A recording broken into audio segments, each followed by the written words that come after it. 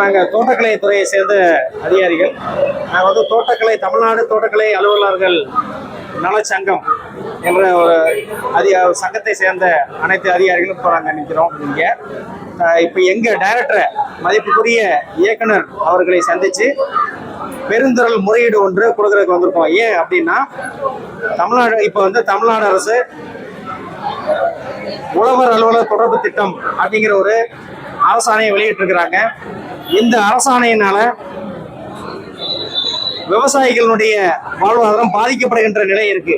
எப்படி அப்படின்னா, இப்ப நாங்க தோட்டக்கலைத்துறை சேர்ந்தவங்க எல்லாம் பார்த்தோம் அப்படின்னா, எங்களுடைய தோட்டக்கலை துறையில தோட்டக்கலை பட்டம் படித்தவர்களும் தோட்டக்கலை பட்டயம் படித்தவர்களும் மட்டும்தான் இங்க வந்து பணி செய்து கொண்டு இருக்கிறோம்.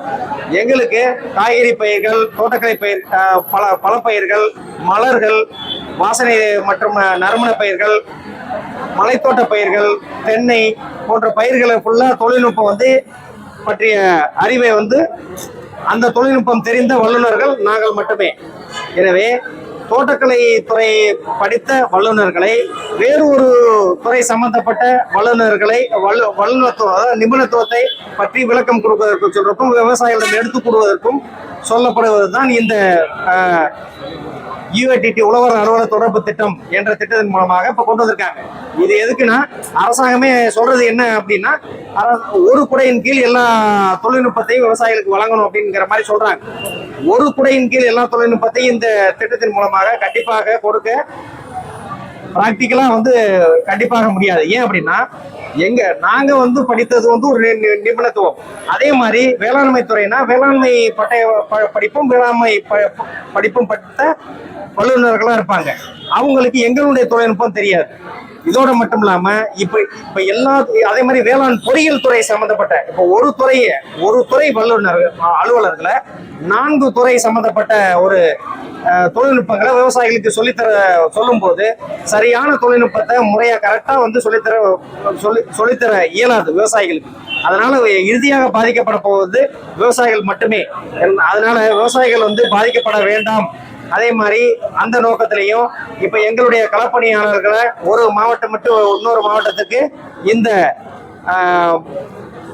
நான் டிரான்ஸ்ஃபரபிள் பீரியட், இந்த டிரான்ஸ்ஃபரே செய்யப்பட இறுதி ஆண்டு, அதாவது டிரான்ஸ்ஃபர் செய்யப்படக்கூடாத இந்த வருடத்தினுடைய இறுதி கட்டத்தில் டிரான்ஸ்ஃபர் செய்யப்படும் போது இந்த பணிக்காக அவர்களுடைய குழந்தைகள், குடும்பம், குழந்தைகளுடைய கல்வி எல்லாருமே வந்து பாதிக்கப்படுறாங்க.